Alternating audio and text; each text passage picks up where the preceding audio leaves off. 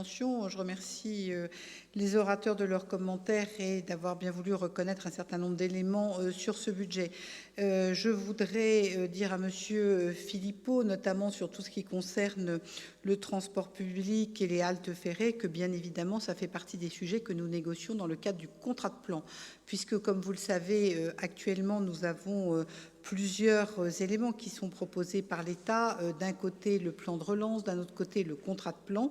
Et très concrètement, sur ce dossier de la halte ferrée, ça fait partie des sujets qui font l'objet de discussions pour porter et obtenir la réalisation de ce dossier, dont je rappelle qu'il aura comme principal intérêt de permettre à celles et ceux qui arrivent du nord et de l'est de notre agglomération de pouvoir se garer en entrée de ville et ensuite d'utiliser les transports publics, ce qui me permet de faire le point ou le lien avec un autre commentaire de M. Philippot qui concernait le fait de lisser dans le temps la voirie et les pistes cyclables. Je crois que nous voyons combien nos concitoyens commencent à changer leur mode de déplacement depuis mars dernier et qu'il y a une vraie attente en ce qui concerne la capacité à utiliser des modes dits doux et notamment les pistes cyclables.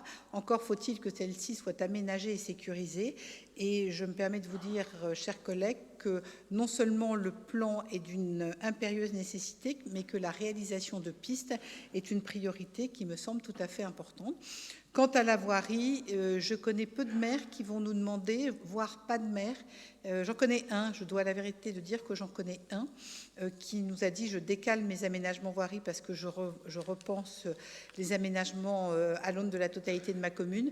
Mais sinon, je peux dire que je crois que les 142 autres maires ont tous peu ou prou des projets de voirie et que chacun pense qu'il est important de les réaliser dans les meilleurs délais parce que les habitants des communes sont eux aussi en attente. Je peux vous dire que moi, j'ai régulièrement des courriers d'habitants qui considèrent qu'ils habitent à tel ou tel endroit et qu'il est anormal que la communauté urbaine n'ait pas déjà réagi. C'est dire s'il y a une vraie attente. Enfin, troisième point, je voudrais revenir sur le commentaire que vous avez fait sur le bâtiment et les travaux publics. Tous les ans, nous rendons publics les marchés. Je salue notre collègue Mario Rossi qui préside la commission d'appel d'offres. Nous avons d'ailleurs fait une réunion avec l'ensemble des représentants des différentes fédérations de façon à travailler avec eux pour faciliter la commande publique et pour permettre aux entreprises du territoire de pouvoir répondre aux marchés présentés par notre communauté urbaine. Je ne reviendrai pas, chers collègues, en ce qui concerne Éric Quesnard, sur nos convergences. Je remercie d'avoir